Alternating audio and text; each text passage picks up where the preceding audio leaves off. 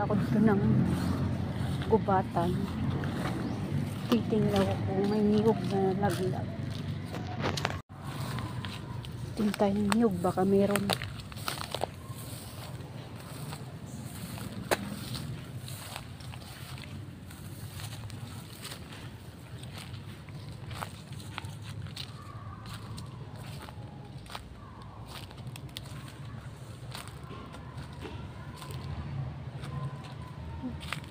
Parang wala.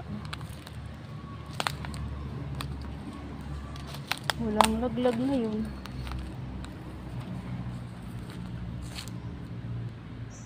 Walang niyog. So sad.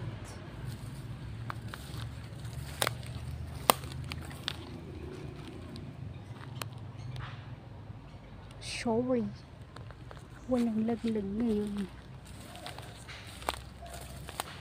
So, bagat na tayo.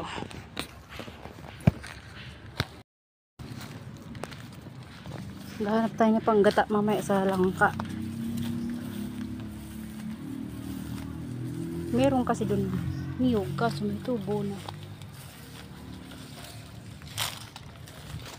Tayo. Pag wala, yung may tubo na. Wala din dito.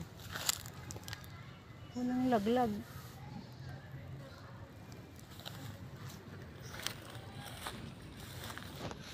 Init.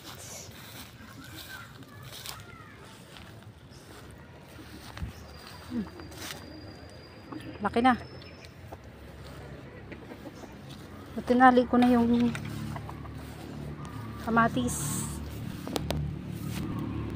Dalawa. So, mayroon pa siyang bulak.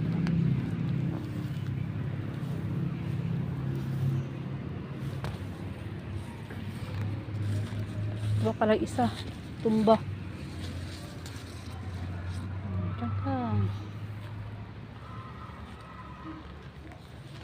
So yung isa hindi natuloy. So ito hindi natuloy, babulok na ito. Kasi na natin.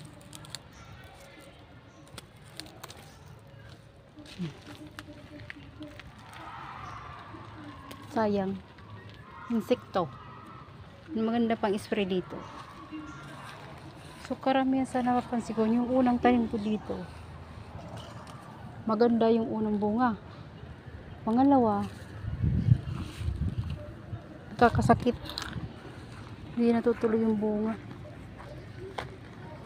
Ito din, si Bachiko.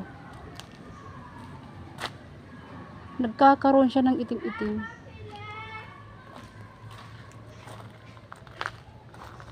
Like this.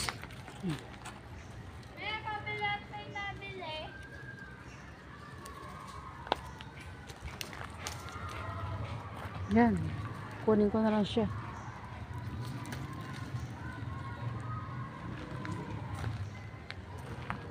So yan. Punta muna tayo ng tindahan at bibili.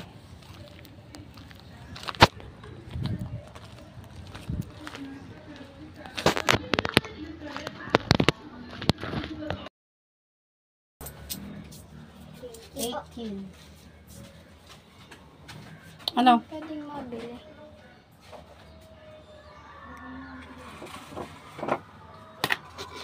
Mabili nga ako. Ilan? Isa lang po. Yun ang bariya. Yun. Thank you. Magkano naman yung laman? 12. Ay, wala na pala. Ah. 12, right? 12? Pentakip.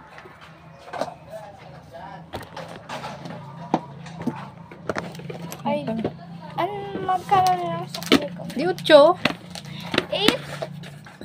Right, wait. Kaya lang.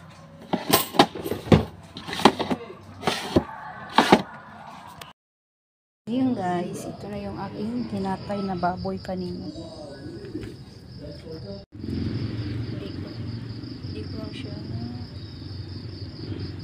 siya, hindi ko siya na-videoan kanina. Yung cellphone ko ay nag-charge. So, yan. Niluto ko na siya. Yung baboy kanina, kinatay ko.